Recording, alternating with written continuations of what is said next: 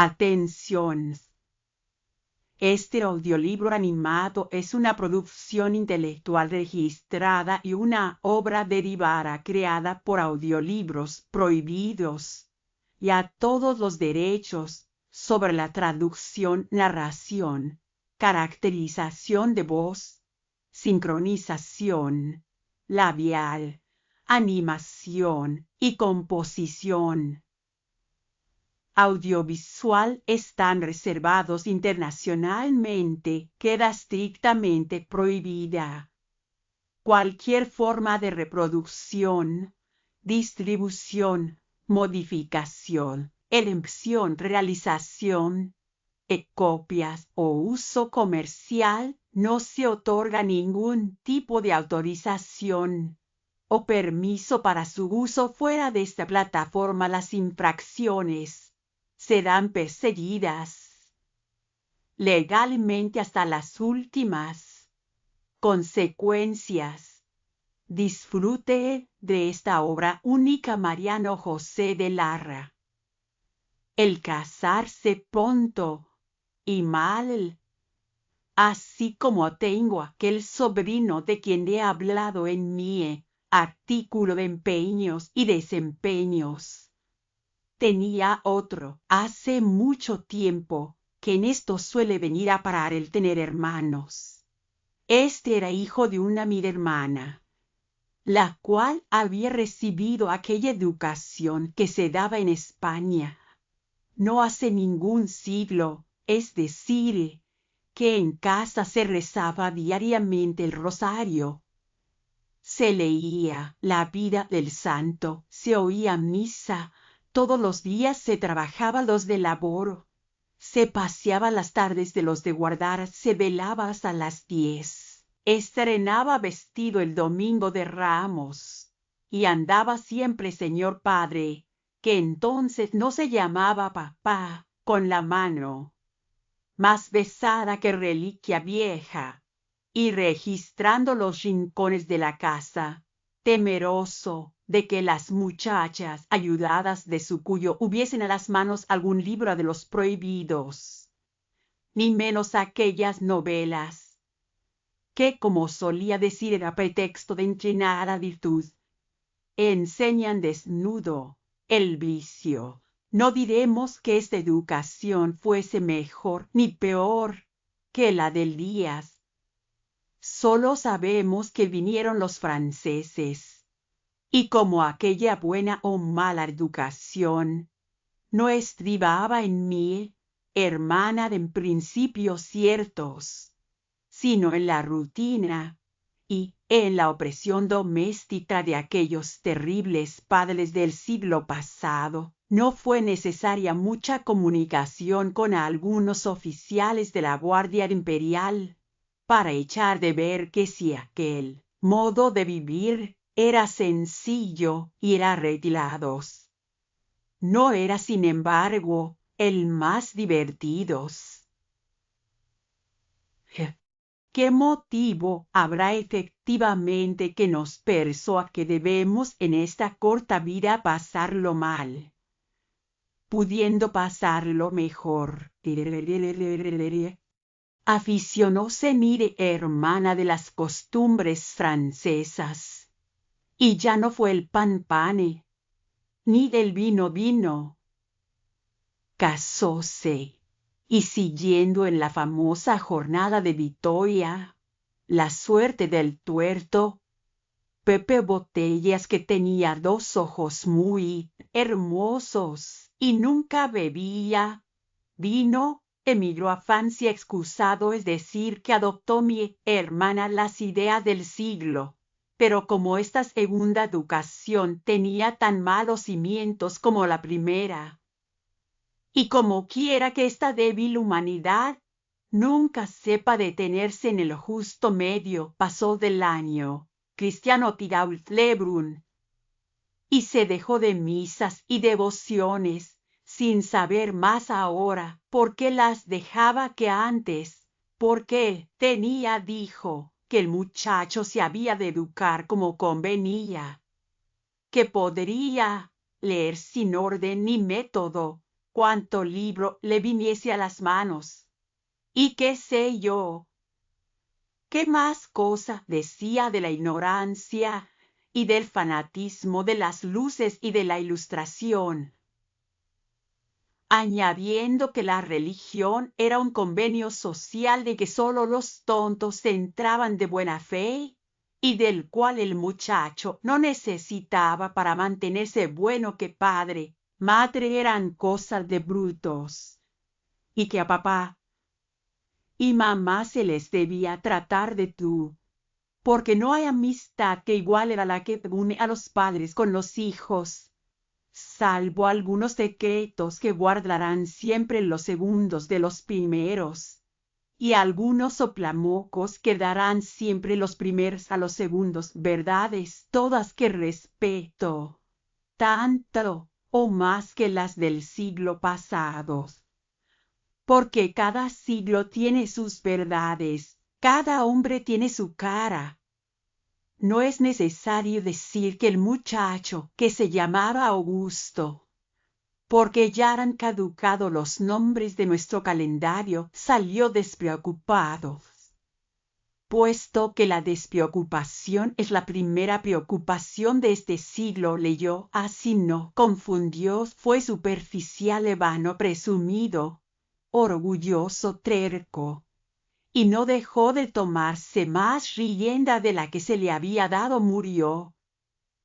No sé a qué propósito mi cuñado, y Augusto regresó a España con mi hermana, toda aturdida de ver lo brutos que estamos por acá todavía, los que no hemos tenido como ella la dicha de emigrar, y trayéndonos, entre otras cosas, noticias ciertas de cómo no había Dios, porque eso se sabe en Francia de muy buena tinta. Por supuesto que no tenía el muchacho 15 años, y ya gallaba en las sociedades y citaba, metía en cuestiones, y era hablador y raciocinador, como todo muchacho bien educados. Y fue el caso que oía hablar todos los días de aventuras escandalosas y de los amores de fulanito con la menganita, y le pareció en resumidas cuentas cosa precisa para hombre a enamorarse. Por su desgracia aceptó a Psa, una joven personita muy bien educada también, la cual es verdad que no sabía gobernar pero se embaulaba en el cuerpo en sus ratos perdidos, que eran para ella todos los días una novela sentimental con la más desatinada afición que en el mundo jamás se ha visto. Tocaba su poco de piano y cantaba su poco de arie de vez en cuando, porque tenía una bonita voz de contralto. Hubo guiños y apretones desesperados de pies y manos, y varias epístolas recíprocamente copiadas de nueva risa. Y no hay más que decir, sino que a los 4 días se veían los dos inocentes por la ventanilla de la puerta, y escurrían su correspondencia por las rendijas. Sobornaban con el mejor fin del mundo a los criados, y por último su amigo, que debía de quererle muy mal, presentó al señorito en la casa, para colmo de desgracia, él y ella, que habían dado principio a sus amores, porque se dijese que vivían sin su trapillo, se llegaron a imaginar mero y a creer después a pies juntillas, como se suele muy mal decir, que estaban verdadera y terriblemente enamorados. Ni se sabe al mirar para los parientes que previeron en que podía venir a parar aquella inocente afición ya conocida, pusieron de su parte todos los esfuerzos para cortar el mal, Pero ya era tarde. Mi hermana, en medio de su despreocupación y de sus luces, nunca había podido desprenderse del todo de cierta afición a sus ejecutorias y blasones.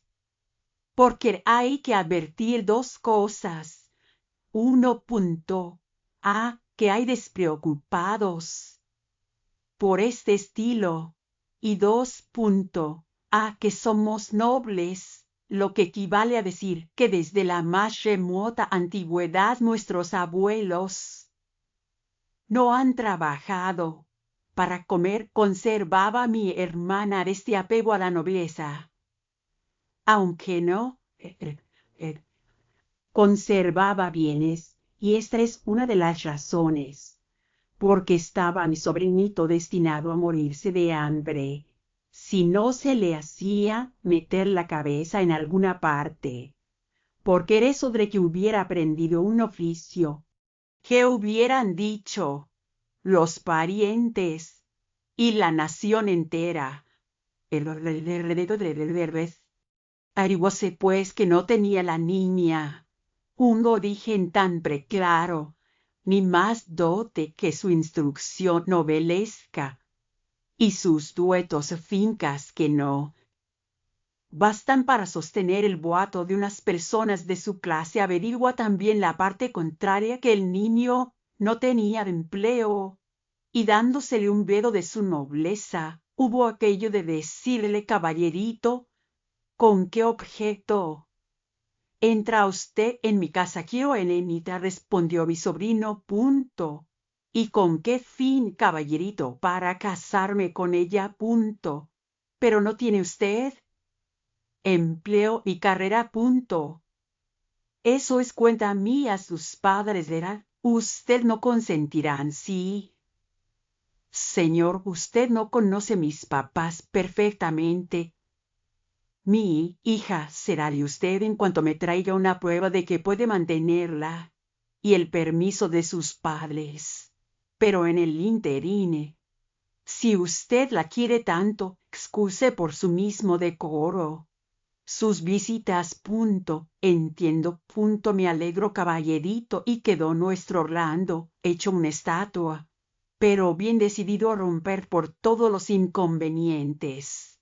Quisiéramos que nuestra pluma, mejor cortada, se atreviese a trasladar al papel la escena de la niña con la mamá. Pero diremos en suma que hubo prohibición de salir y de asomarse al balcón y de corresponder al mancebos, a todo lo cual la malva respondió con 4 desvergüenzas acerca del libre albedrío y de la libertad de la hija para escoger maridos, y no fueron bastantes a disuadir las reflexiones acerca de la ninguna fortuna de sus elegidos.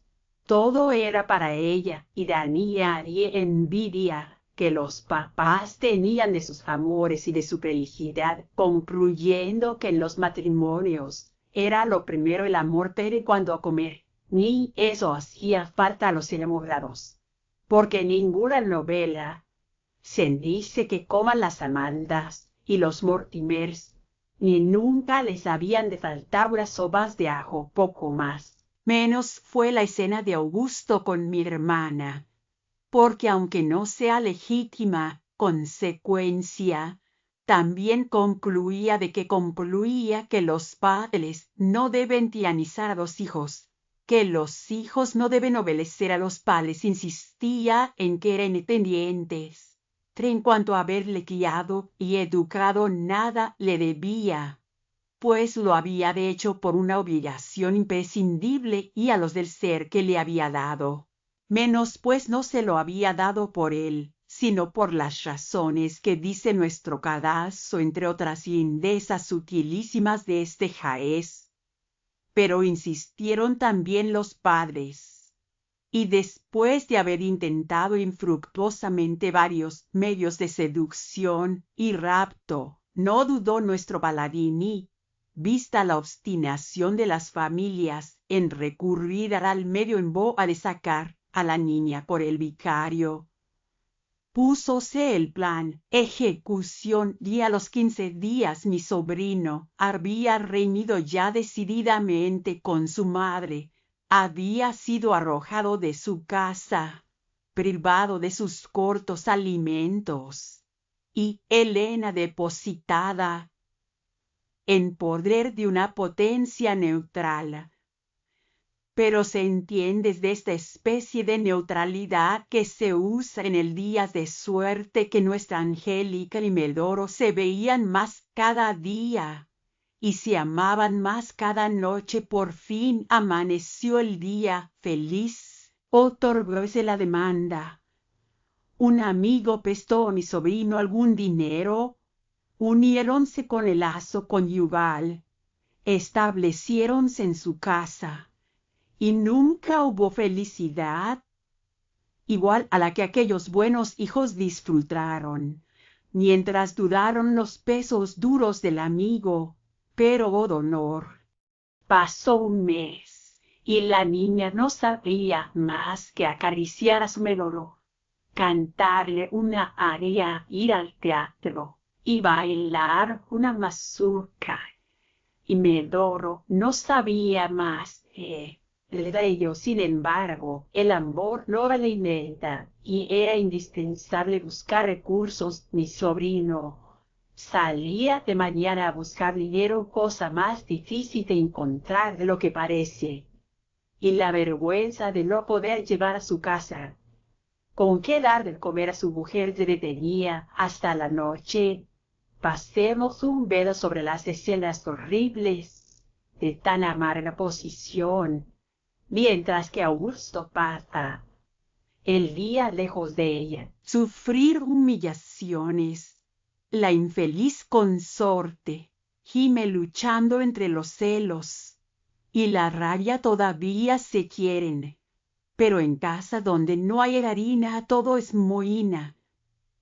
Las más inocentes expresiones se interpretan en la lengua del mal humor como ofensas mortales.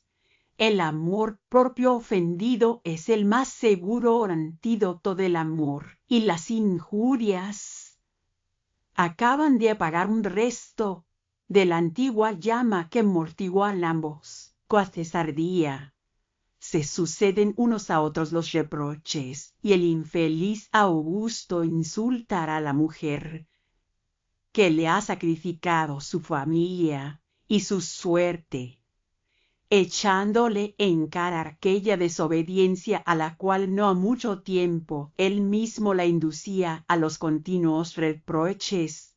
Se sigue en fin el odio. A si hubiera quedado aquí el mae, pero un resto de honor mal entendido que bulle en el pecho de mi sobrino y que le impide prestarse para sustentar a su familia ocupaciones groseras, no le impide precipitarse en el juego y en todos los vicios y bajezas, en todos los peligros que son su consecuencia. Corramos de nuevo, corramos un velo sobre el cual a que dio la locura la primera pincelada, y apresurémonos a dar nosotros la última. En este miserable estado pasan 3 años, y ya 3 hijos, más rollizos, que sus padres alborotan la casa con sus juegos infantiles. Ya el himeneo y las privaciones han roto la venda que ofuscaba la vista de los infelices. Aquella amabilidad de Helena es coquetería a los ojos de su esposo. Su noble orgullo, insufrible altanería, su garrulidad divertida y graciosa, locuacidad insolente y cáusticas. Sus ojos brillantes se han marchitado, sus encantos están ajados, o su talle perdió sus esbeltas formas, y ahora conoce que sus pies son grandes y sus manos feas. Ninguna amabilidad, pues para ella ninguna consideración Augusto no es a los ojos de su esposa. Aquel hombre amable y seductor, flexible y condescendientes, es un holgazán, un hombre sin ninguna habilidad, sin talento alguno, celoso y soberbio, déspota y no marido, en fin. Cuánto más vale el amigo generoso de su esposo, que les presta dinero y les promete aún protección.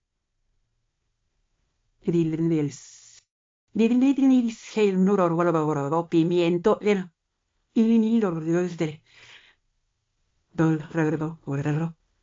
Indisala ora resied oro ras todo díjese a oris no el arreo es que sea le rar no arrear entre alas todo que adivinar los pensamientos y prevenir los deseos, que no permitir que ella trabaje en labores groseras, qué asiduidad y qué delicadeza en acompañarla los días enteros que Augusto la deja sola, qué interés, en fin, el que se toma cuando le descubre por dile a él que su marido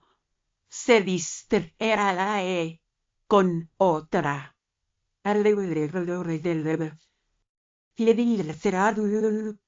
Posleer de la calumnia y de la miseria. Aquella mujer que si hubiera escogido un compañero que la hubiera podido sostener, hubiera sido acaso una Lucrecia, sucumbe por fin a la seducción y a la falaz esperanza de mejor suerte. Una noche vuelve mi sobrino a su casa.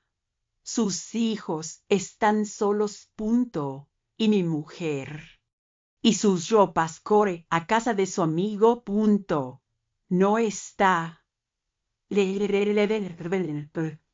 Y este saldrá será otro.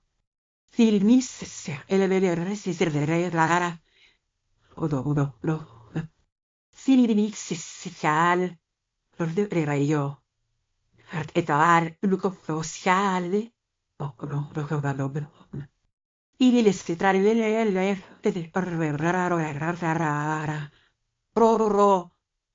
y divirtiar prueba la policía. Se informa una joven de tales y tales señas con un supuesto hermano han salido en la diligencia para Cádiz. Reúne mi sobrino. Sus pocos muebles los vende. Toma un asiento en el primer carruaje y étele persiguiendo los fugitivos. Pero le llevan mucha ventaja y no es posible alcanzarlos hasta el mismo Cádiz. Llega, son 10 de la noche. Corre a la fonda que le indican, pregunta. Sube precipitadamente la escalera, le señalan un cuarto cerrado por dentro. Llama. La voz que le responde le es harto conocida y resuena en su corazón, redobla los golpes. Una persona desnuda levanta el pestillo. Augusto. Ya no es hombres, es un rayo que cae en la habitación, un chillido agudo de convence de que le han conocido. Hace esta una, es la de dos que trae al seno de su amigo, y el seductor cae revolcándose en su sangre, pues sigue a su miserable esposa. Pero una ventana inmediata se abre, y la adúltera, poseída del terror y de la culpa, se arroja sin reflexionar de una altura de más de 60 varas. El grito de la agonía le anuncia su última desgracia y la venganza más completa. sale precipitado del teatro del crimen, encerrándose antes que le sorprendan en su habitación. Coge aceleradamente la pluma y apenas tiene tiempo para dictar a su madre la carta siguiente. Madre mía, dentro de media hora no existiré, cuidad de mis hijos.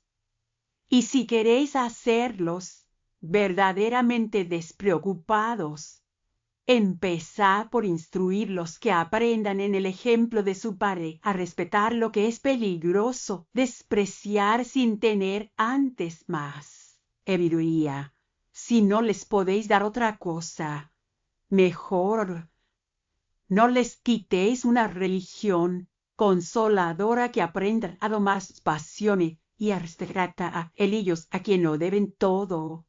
Perdonadme mis faltas.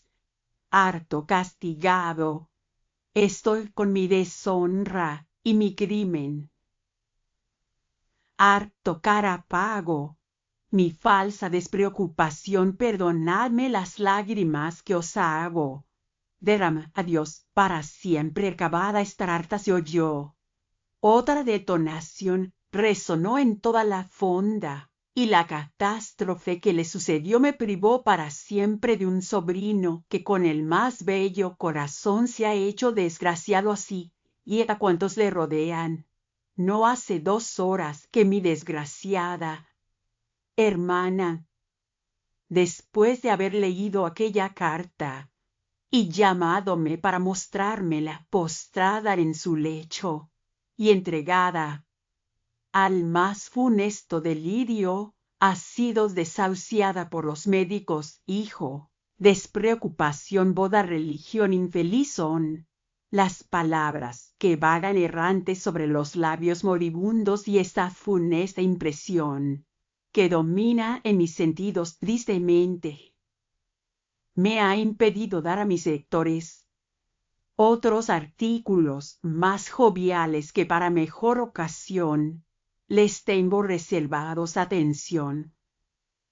Este audiolibro animado es una producción intelectual registrada y una obra derivada creada al Oídos Prohibidos. A todos los derechos sobre la traducción, narración, caracterización de voz, sincronización labial, animación y composición audiovisual están reservados internacionalmente. Queda estrictamente prohibida cualquier forma de reproducción, distribución, modificación, extracción, realización de copias o uso comercial. No se otorga ningún tipo de autorización o permiso para uso fuera de esta plataforma. Las infracciones serán perseguidas legalmente hasta las últimas consecuencias. Disfrute de esta obra única.